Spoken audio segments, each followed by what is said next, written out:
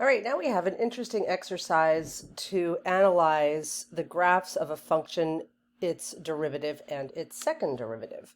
So we are taking this graph right here to be the function f right now. So that is stated down here that this is the function f.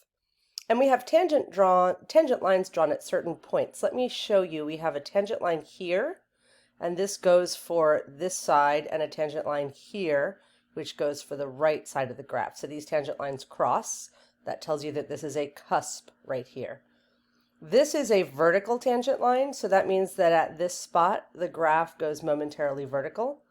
This is a horizontal tangent line, so we have a slope of 0 here.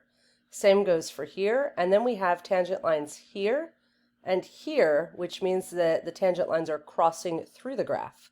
And finally, we have a tangent line here, which is a horizontal tangent line. So finding the critical points of f. Critical points of f occur where f prime is equal to 0 or f prime is undefined. So that is the first time you've ever heard of a critical point. They are going to become ubiquitous in this course. We're going to see them a lot. And now you know what they are. A critical point is where the derivative of a function is either 0 or is undefined. So looking at this graph of f, first we can point out where we have horizontal tangent lines, because that is where f prime equals 0. So a horizontal tangent line here at x equals -1. There is a horizontal tangent line here at x equals 1, another one at 3, and another one at 6. So the places where f prime equals 0 are at x equals -1, 1, 3, and 6. Now we need to know where f prime would be undefined. F prime is undefined, as you know, at a sharp corner or cusp, at a discontinuity, or at a vertical tangent line. So I have two of those three here. I have a cusp at -2, so I'll add that to my list of critical points, and I have a vertical tangent line at 0, so that will be the final value on my list of critical points. All right, so now let's move on to find the relative extrema of f. So if this is the function f, the relative extrema are just the local mins and maxes. And it says find the relative extrema. That means they want the y values. They're not asking where the relative extrema are. They're asking what the relative extrema are. So we are going to have a local min at the point where x is -1. That's right here. So the actual local min is going to be the y value there, f of -1, which is -1. We are also going to have a local min right here, and that is f of 6, which is equal to 0, is our local min. It happens at x equals 6, but the value of it is 0. And then we are going to have a local max right here, and that is going to be where x equals 3, but of course they want the y value. So they're going to say that the local max is f of 3, which is, in this case, 3.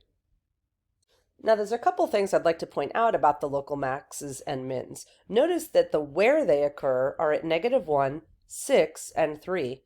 And notice that all of those points were critical points of the function f. So in order for there to be a turning point on the function must have a critical point there. Now notice that out of all of these critical points, not all of them were local mins and maxes, but in order to have a local min or max, it must be a critical point. And I'm actually needing to amend my prior work because I just realized that I forgot a local max, and that is right here.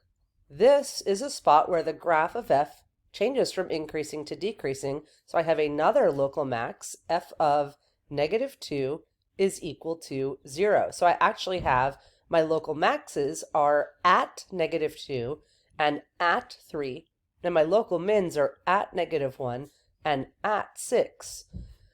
At 1 and at 0, we actually didn't have a local max or min. So you can have a critical point that is not a local extrema, but in order for there to be a local extrema, it had to have occurred at a critical point. Now the next question says, what are the absolute extrema of f? So they're asking us for the global min and the global max, not just the local min or local max. And recall that a local min or local max can only occur in the interior of the graph, so not at an endpoint, but a global min or global max can occur either where there's a local min or local max or at an endpoint. So we're basically asking for the global min, the lowest y value of the entire graph, and for the local max, the highest y value of the entire graph.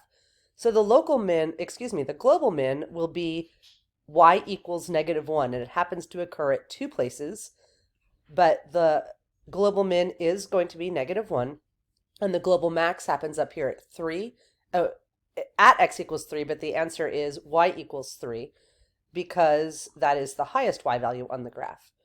And then the last question on this page says, what are the inflection points of f? So that is going to be any x value where the graph of f changes concavity. So that occurs here, where the graph goes from concave up. Oops, not here. This graph goes from concave up to concave up, so this is not an inflection point. But it does happen here, where the graph goes from concave up to concave down, so that is at x equals 0. And then here, the graph goes from concave down to concave up, so that's at x equals 1. Moving on, at this spot, the graph goes from concave up to concave down, and we know that because the tangent line cuts through the curve. So at x equals 2, the graph has an inflection point. Happens again at 4, the graph goes from concave down to concave up, and that is the final inflection point for this graph.